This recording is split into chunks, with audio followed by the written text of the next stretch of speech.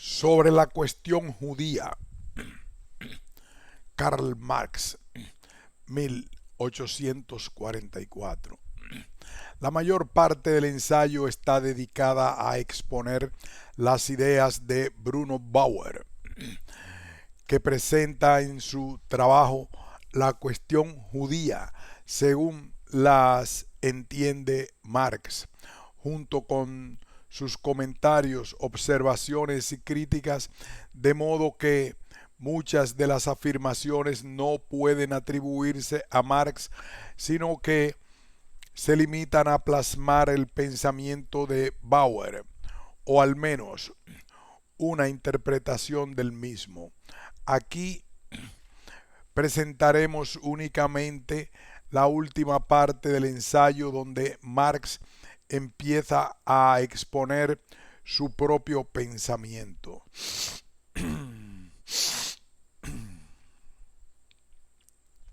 Nosotros intentamos romper la formulación teológica del problema, el problema de la capacidad del judío para emanciparse se convierte para nosotros en el problema de cuál es el elemento social específico que hay que vencer para superar el judaísmo. La capacidad de emancipación del judío actual es la actitud del judaísmo ante la emancipación del mundo de hoy, actitud que se desprende necesariamente de la posición especial que ocupa el judaísmo en el mundo esclavizado de nuestros días. Los judíos viven para hacer dinero. Fijémonos en el judío real que anda por el mundo, no en el judío sabático, como hace Bauer, sino en el judío cotidiano. No busquemos el misterio del judío en su religión, sino busquemos el misterio de la religión en el judío real. ¿Cuál es el fundamento secular del judaísmo? La necesidad práctica, el interés egoísta. ¿Cuál es el culto secular practicado por el judío? La usura. ¿Cuál su Dios secular? El dinero. Pues bien, la emancipación de la usura del dinero, es decir, del judaísmo práctico real, sería la autoemancipación de nuestra época. El judío no tiene cabida en una sociedad justa. La organización de la sociedad que acabase con las premisas de la usura y, por tanto, con la posibilidad de ésta, haría imposible el judío. Su conciencia religiosa se despejaría como un vapor turbio que flotara en la atmósfera real de la sociedad. Y de otra parte, cuando el judío reconoce como nula esta su esencia práctica y labora por la anulación, labora al amparo de su desarrollo anterior, por la emancipación humana pura y simple, y se manifiesta en contra de la expresión práctica suprema de la autoenajenación humana. El judío solo puede emanciparse dejando de ser judío. Nosotros reconocemos, pues, en el judaísmo un elemento antisocial presente de carácter general que el desarrollo histórico en que los judíos colaboran celosamente en este aspecto malo se ha encargado de exaltar hasta su apogeo actual, llegado al cual tiene que llegar a disolverse necesariamente. La emancipación de los judíos es en última instancia la emancipación de la humanidad del judaísmo. Pese a que se le niegan los derechos, los judíos tienen el poder del dinero. El judío se ha emancipado ya a la manera judía. El judío que en Viena, por ejemplo, solo es tolerado, determina con su poder monetario la suerte de todo el imperio. Un judío que tal vez carece de derechos en el más pequeño de los estados alemanes decide de la suerte de Europa, mientras que las corporaciones y los gremios cierran sus puertas al judío o no han adoptado todavía una actitud favorable hacia él. La intrepidez de la industria se ríe de la tozudez de las instituciones medievales.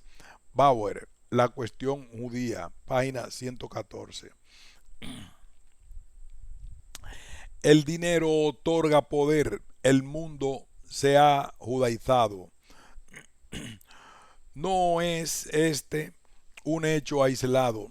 El judío se ha emancipado a la manera judaica, no sólo al apropiarse del poder del dinero, sino por cuanto que el dinero se ha convertido a través de él y sin él en una potencia universal, y el espíritu práctico de los judíos en el espíritu práctico de los pueblos cristianos. Los judíos se han emancipado en la medida en que los cristianos se han hecho judíos. Los estadounidenses son usureros como si fueran judíos. El devoto habitante de Nueva Inglaterra, políticamente libre, informa, por ejemplo, el coronel Hamilton, es una especie de Laoconte que no hace ni el menor esfuerzo para librarse de las serpientes que lo atenazan.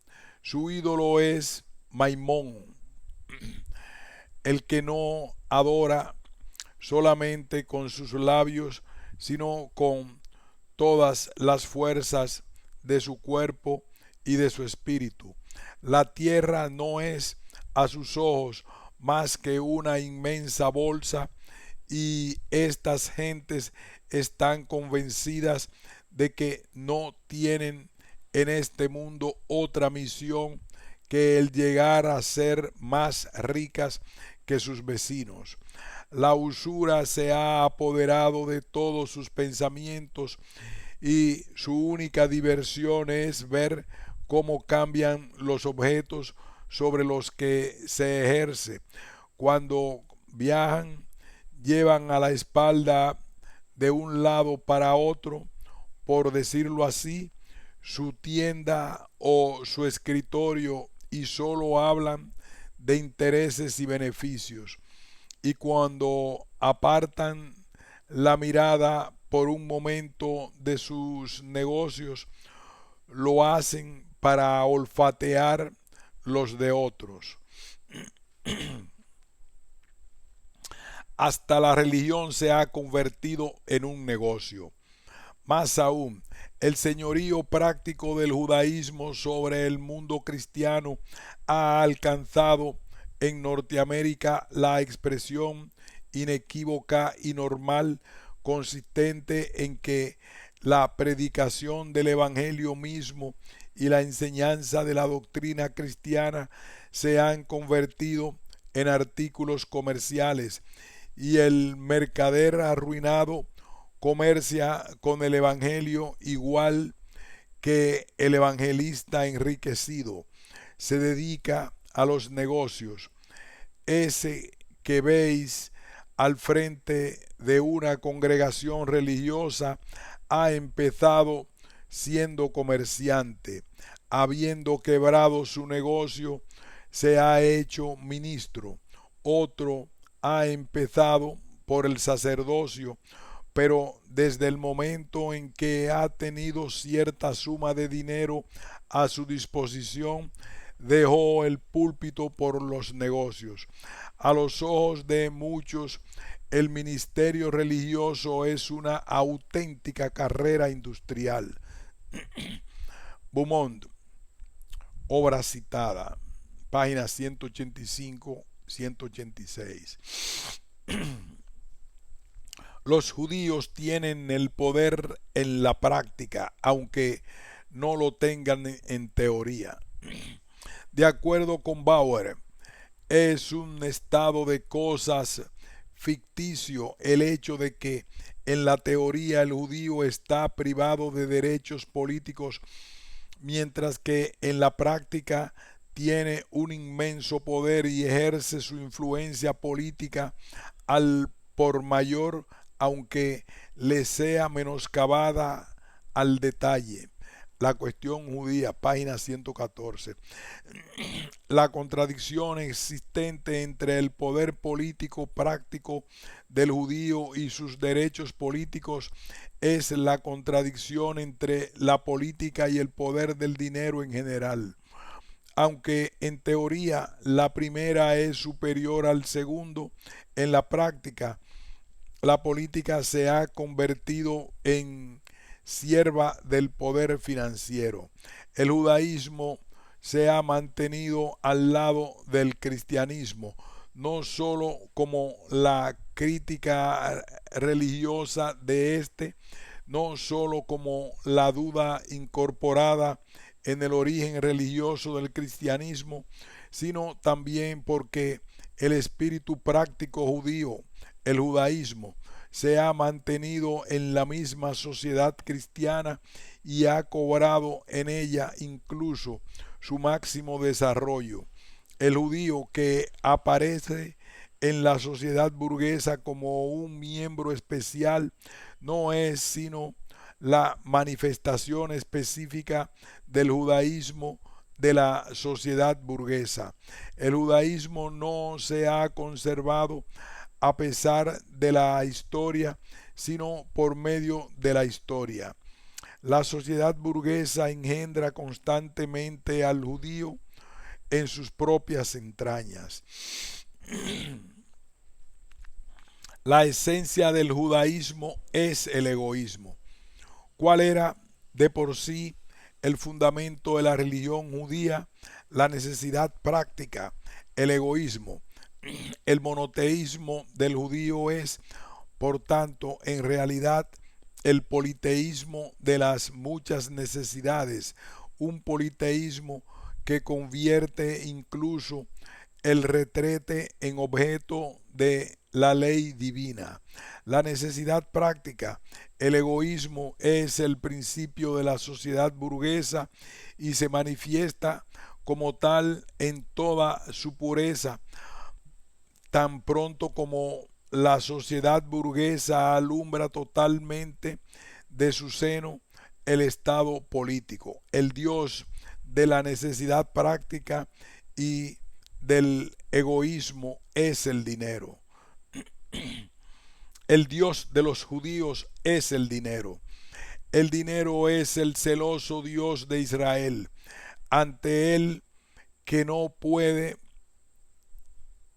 legítimamente prevalecer ningún otro Dios.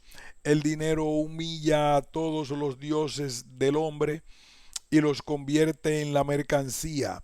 El dinero se convierte a sí mismo en el valor general de todas las cosas.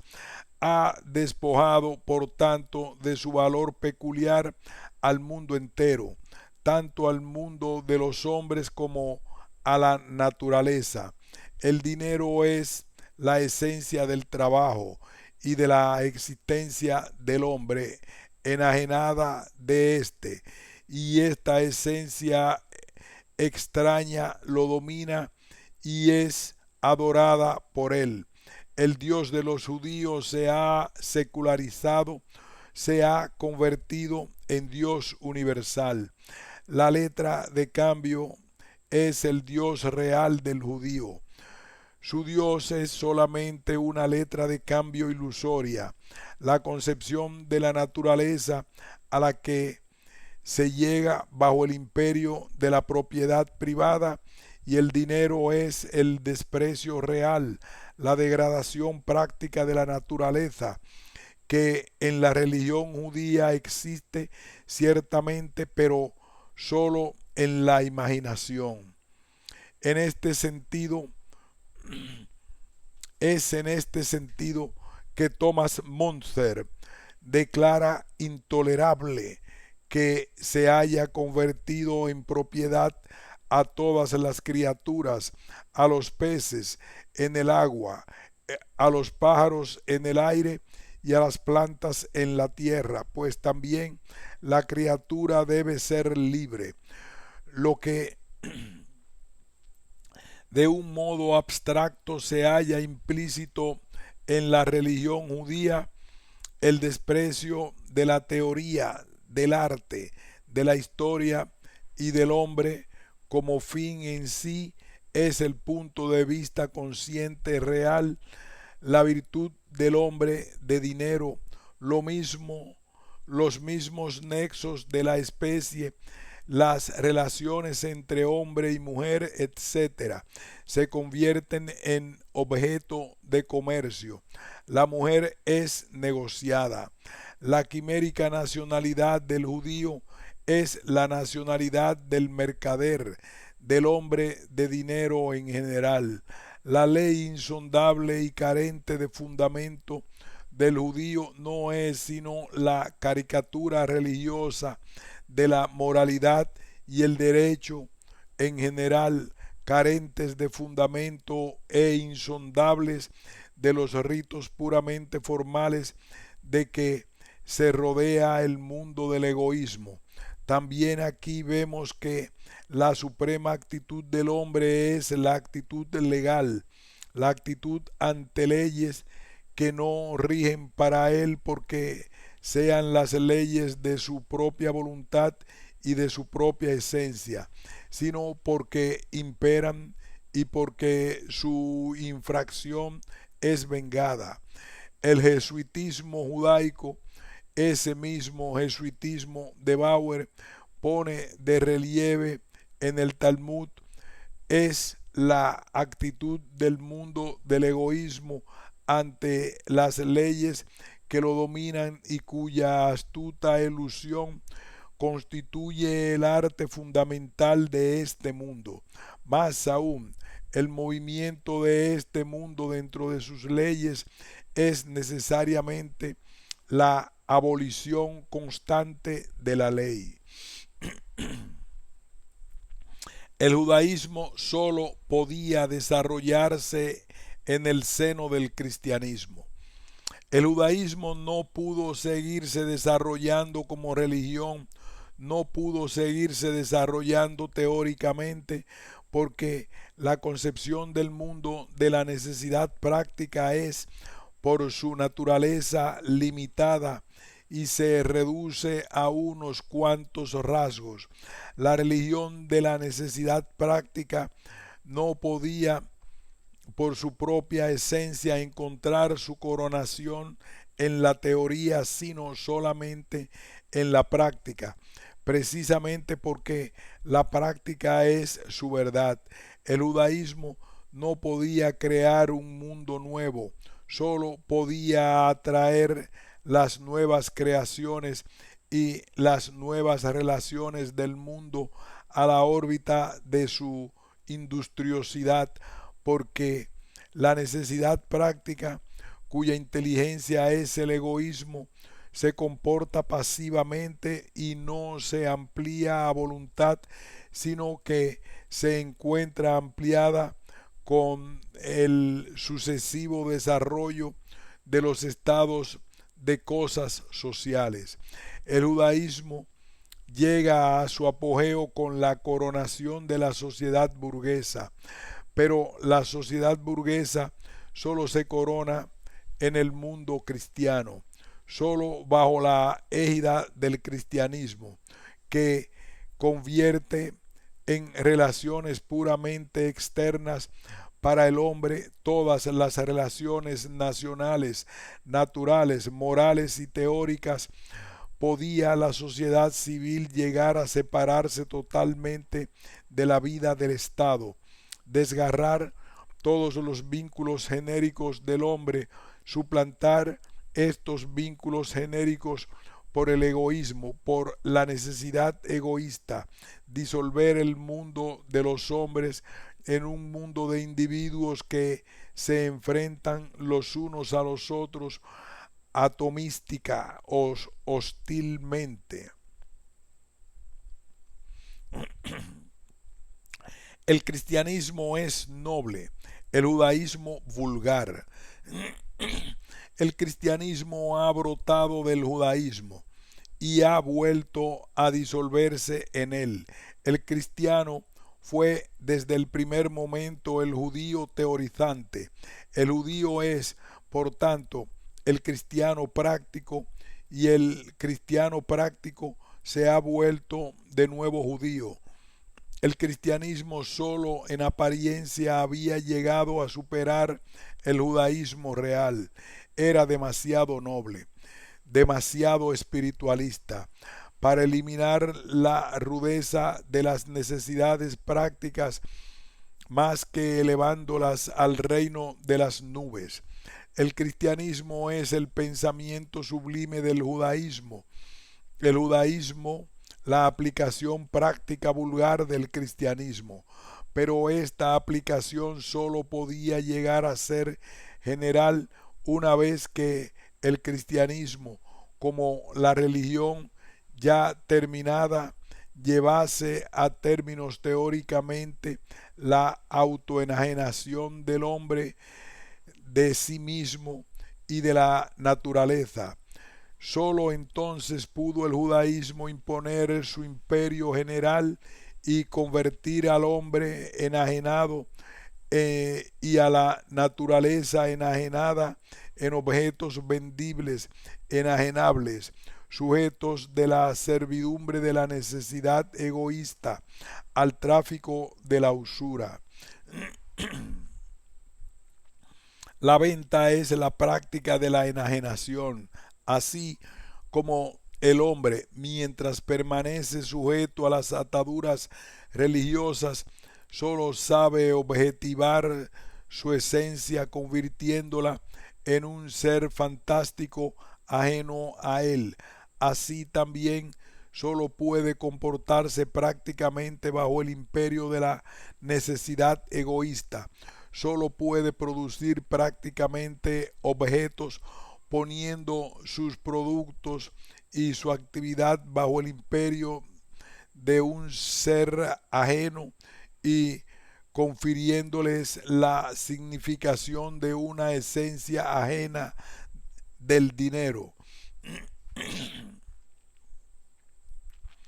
El egoísmo cristiano de la bienaventuranza se trueca necesariamente en su práctica ya acabada, en el egoísmo corpóreo del judío, la necesidad celestial en la terrenal, el subjetivismo en la utilidad propia. Nosotros no explicamos la tenacidad del judío partiendo de su religión, sino más bien arrancando del fundamento humano de su religión, de la necesidad práctica, del egoísmo.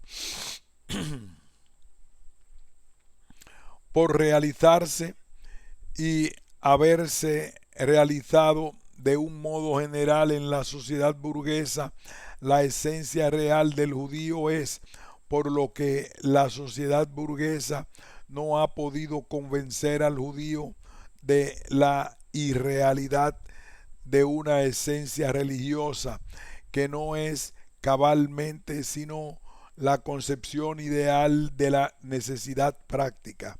No es, por tanto, en el Pentateuco o en el Talmud, sino en la sociedad actual donde encontramos la esencia del judío de hoy, no como un ser abstracto, sino como un ser altamente empírico, no sólo como la limitación del judío, sino como la limitación judaica de la sociedad.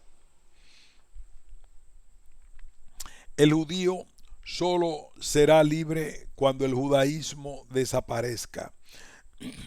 Tan pronto logre la sociedad acabar con la esencia empírica del judaísmo, con la usura y con sus premisas, será imposible el judío, porque su conciencia carecerá ya de objeto, porque la base subjetiva del judaísmo, la necesidad práctica, se habrá humanizado porque se habrá superado el conflicto entre la existencia individual sensible y la existencia genérica del hombre. La emancipación social del judío es la emancipación de la sociedad del judaísmo. El argumento es tan absurdo que, más que ser refutado, se presta a destacar lo ridículo que es. Si bien es cierto que había familias judías muy influyentes en la época, fruto de la tradicional dedicación a la banca de los judíos, no es menos cierto que en Alemania había judíos de todas las condiciones sociales, ricos y pobres. Por otro lado, el propio Marx reconoce que la actitud práctica, egoísta y deshumanizada que reprocha a los judíos la exhiben también muchos cristianos, y dado que los judíos eran minoritarios, habría mucho más cristianos que judíos con tal concepción de la vida. Los típicos hombres de negocios estadounidenses que Marx pone como ejemplo, que comerciaban hasta con los evangelios, no eran judíos, sino protestantes de pura cepa, y sí muy numerosos. Pese a ello, los que merecen desprecio son los vulgares judíos, los menos, y no los nobles cristianos, los más, porque los cristianos que obran así lo hacen porque se comportan como judíos. Tanto unos como otros viven, obran, piensan despreciablemente, pero en el caso de los judíos es algo esencial a ellos y a su religión, mientras que en el de los cristianos se trata de una contaminación judaica. Esto es objetividad, esto es sociología científica. Fin de este ensayo sobre la cuestión judía.